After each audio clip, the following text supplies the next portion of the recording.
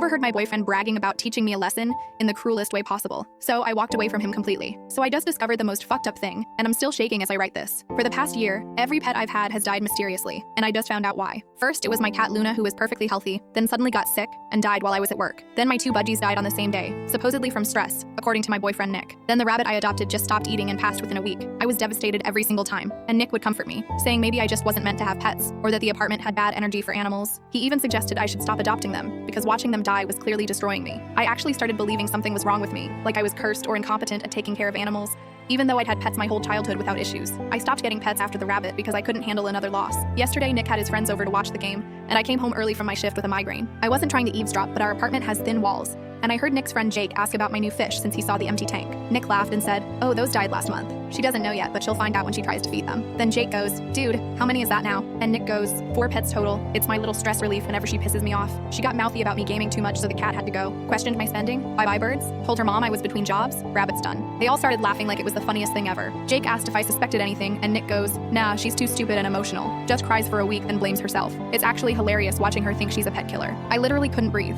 I stood frozen in the hallway listening to them laugh about how he'd put something in Luna's food, and how easy it was to stress out birds, and how rabbits were fragile anyway. One friend asked, wasn't he worried about getting caught, and Nick said, "For what? Proving someone hurt a hamster? Nobody gives a shit about pets legally, and she's too dumb to put it together anyway." I wanted to burst in there and lose my mind, but something told me that was dangerous. If he could calmly poison my cat, what would he do to me? So I quietly went back outside and sat in my car for 20 minutes planning. I texted my sister asking if I could crash at her place for a few days, saying Nick and I had a fight. Then I went back and acting normal like I'd just gotten home. The guys were still there, and Nick kissed me hello like nothing was wrong. I pretended everything was fine, waited until they left, then told Nick I was going to grab food. Instead, I packed everything important I could fit in my car while he was in the shower. My documents, jewelry, laptop, some clothes, the urn with Luna's ashes, everything that mattered. When he got out, I was sitting on the couch like normal. He went to his game room, and the second he put his headset on, I left. Just walked out. Left my key on the counter with all his shit and drove to my sister's. He called about an hour later asking where I was, and I said, "I know what you did to my pets, you sick bastard." Dead silence. Then he tried denying it, saying I was crazy and making things up. I told him I heard everything, and if he contacted me again, I'd go to the police. He laughed and said good luck proving anything, but he sounded nervous. I blocked him on everything, then called my landlord explaining I needed to be removed from the lease due to domestic violence. Didn't give details, just said I wasn't safe.